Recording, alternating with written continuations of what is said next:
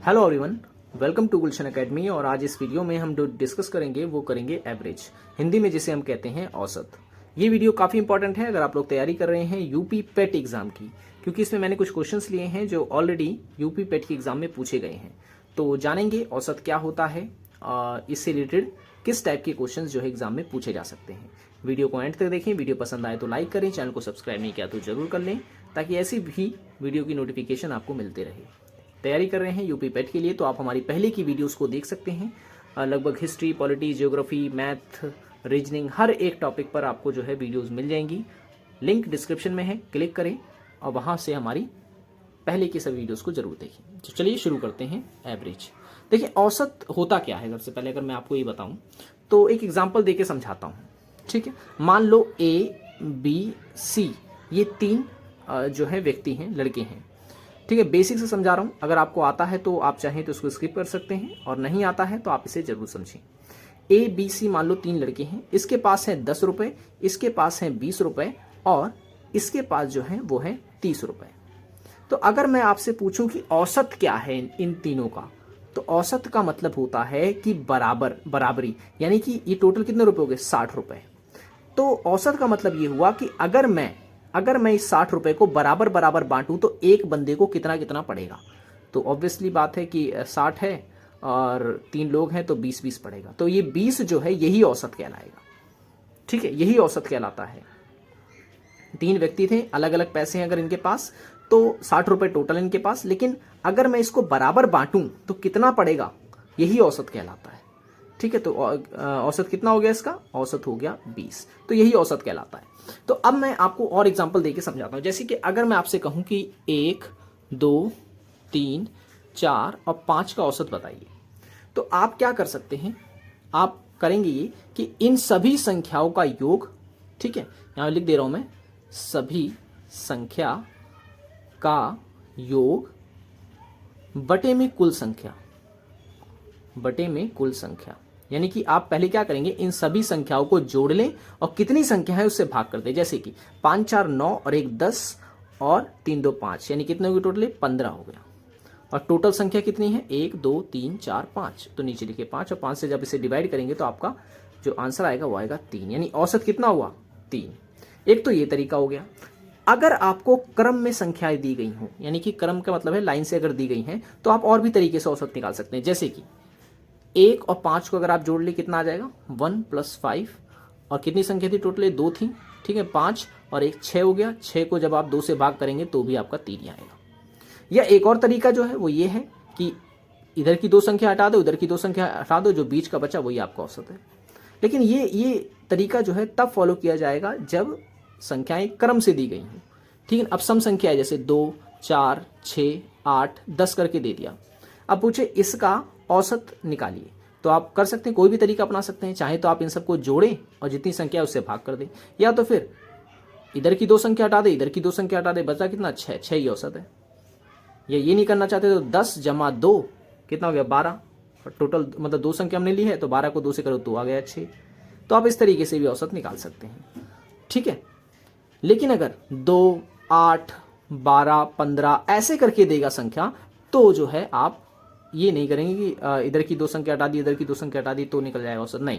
तब वहां आप इस तरीके से नहीं लगाएंगे, तब आपको यहां पर करना पड़ेगा, इन सभी संख्याओं को जोड़ना पड़ेगा और जितनी संख्या है उससे भाग करना पड़ेगा, ठीक है। यही औसत होता है। अब यूपी पेट के एग्जाम में क्वेश्चन कैसा पूछा गया ये देखिए।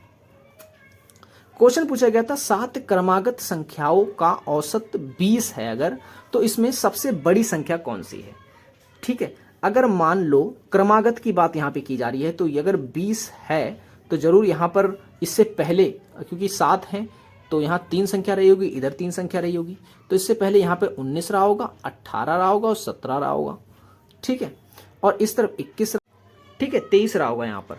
तो इस हिसाब से अगर हम देखें, 3 इधर से हटा दो, 3 संख्या इधर से हटा दो, बचा कितना, 20, तो यानी 20 औसत है। तो सवाल हमसे क्या पूछ रहा है, इसमें सबसे बड़ी संख्या कौन सी है, या इस श्रृंखला में जो सबसे बड़ी संख्या है वो कौन सी है, तो वो है 23। तो ये हमारा आंसर हो जाएगा यहाँ पर, ठीक है। क्रमागत की बात कर रहा था तो इसलिए मैंने यहां पर क्रम लगाया है। अगर मुझसे यहां पे ये पूछता 5 क्रमगत संख्याओं का औसत जो है कुछ भी दे देता वो, तो मैं क्या करता, मैं पहले औसत लिखता और उसके बाद वहाँ पे संख्याएं उसके अगल बगल लिख देता, और अगर मुझसे पूछ रहा हो तो सबसे छोटी संख्या तो मैं ये बताता, और सबसे बड़ी संख्या पूछती तो मैं यहाँ से लेता। ठीक है, तो इस तरीके से आप क्रमागत वाले सवालों को करेंगे। नेक्स्ट क्वेश्चन जो दे रखा है, ये तो कई एग्जाम में पूछा जाता है, ना सिर्फ पैट के लिए बल्कि कई एग्जाम्स के लिए इंपॉर्टेंट है। जैसे कि 14 छात्रों और उनकी शिक्षिका की जो औसत आयु है वो है 15 वर्ष। ठीक है, यानी कि 14 छात्र हैं और एक शिक्षिका, यानी कि टोटल कितने लोग हो गए, 15 लोग हो गए। इनकी औसत आयु कितनी है, 15 वर्ष है। ठीक है, अब क्या कह रहा है कि यदि शिक्षिका की आयु को हटा दिया जाए तो औसत में 1 वर्ष की कमी आ जाती है। ठीक है, तो याद रखिए, मैं यहाँ पे लिखी है मैंने आयु, यहाँ पे सॉरी यहाँ लिखी है मैंने संख्या, और यहाँ हमने लिखी है आयु। ठीक है, अब कह रहा है कि शिक्षिका को हटा दिया जाए तो अब संख्या कितनी बची, 14। औसत में भी 1 की कमी आ जाती है, औसत 15 था तो अभी कितना हो गया, 14।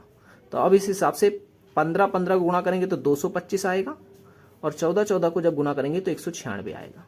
तो जब हम इसको घटाएंगे तो आ जाएगा हमारा 29। तो 29 जो है ये जो है शिक्षिका। ठीक है, सवाल में जो है मैंने शिक्षिका की आयु कितनी है ये नहीं लिखा है, हालांकि इस सवाल में पूछा ही ये गया है कि शिक्षिका की आयु क्या है। ठीक है, यहाँ पर आप लिखना चाहे तो लिख सकते हैं, तो बताइए शिक्षिका की आयु क्या है। तो मैंने यहाँ पे निकाल दी है, शिक्षिका जो है यानी कि जो टीचर है उसकी जो आयु है वो है 29 वर्ष। कैसे किया मैंने, सबसे पहले मैंने 14 छात्र और एक शिक्षिका यानी कि 15 लोगों की औसत आयु कितनी थी, 50, उसको गुणा कर लिया।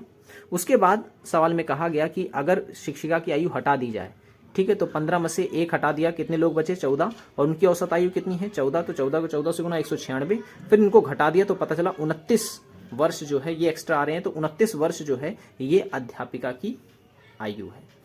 ठीक है, नेक्स्ट क्वेश्चन देखिए, ये भी एग्जाम में पूछा गया है। 20 संख्याओं का औसत 50 है, यदि प्रत्येक संख्या को 5 से भाग दे दिया जाए तो औसत क्या होगा। ठीक है, औसत क्या होगा।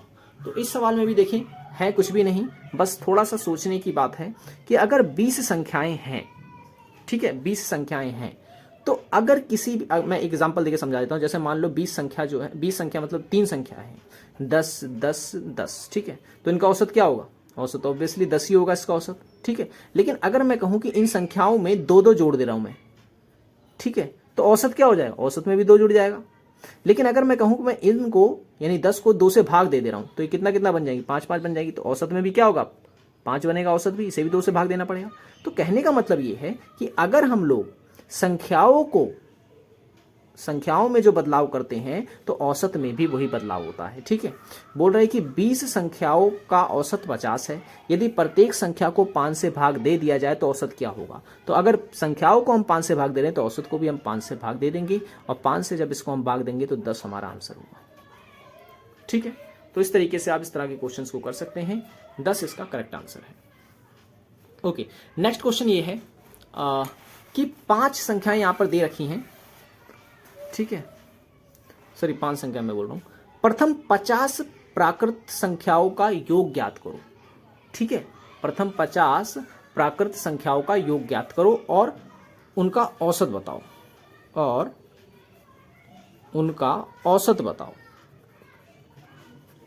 औसत बताओ। तो प्राकृतिक संख्याओं का योग कैसे निकालना है ये मैंने कल की वीडियो में आपको बताया था। फॉर्मूला क्या यूज करना है, n+1/2।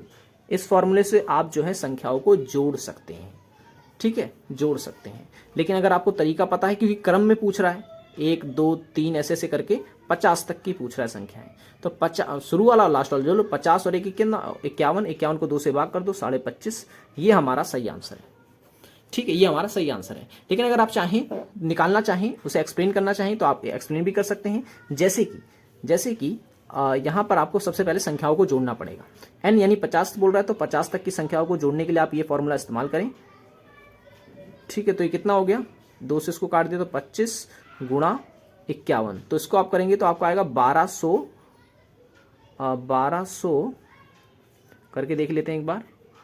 25 और 51 को 5 2 5 5 25, 5 दूनी 10 तो 12, यानी कितना आ रहा है 1275। ठीक है, कितनी संख्या है टोटल 50, तो 50 से जब ऐसे काटेंगे आप 25 से मैं अगर काटूँ इसे तो 2 आएगा यहाँ पर, और 25 पंजे 125, और उसके बाद 2 उसको दे दिया, 25 से कम 25, देखिए फिर से यहाँ पे भी वही आ गया, 51 को 2 से काट के आपको कितना आएगा 25.5। तो इस तरीके से जो है आप कोई भी तरीका अपना सकते हैं। आप चाहें तो इस तरीके से कर लें, क्योंकि क्रम में संख्याएं दे रखी हैं, क्रम में अगर ना दी गई हों तो आप जो है जोड़कर ही निकाल सकते हैं। ठीक है, हालांकि क्रम में जोड़ने वाले ही सवाल जो है आप इससे कर पाएंगे, इस फॉर्मूले से। ठीक है, नहीं क्रम में जोड़ेगी, और अगर नहीं देता है तो उसके लिए जो है आपको फिर अलग तरीका अपनाना होता है। ठीक है, अगर कुछ भी ना समझ आया हो तो आप मुझसे कमेंट बॉक्स में पूछ सकते हैं। आज की वीडियो में इतना ही। आई होप ये वीडियो आपको पसंद आया होगा। मिलेंगे नेक्स्ट वीडियो में। Thanks for watching this video.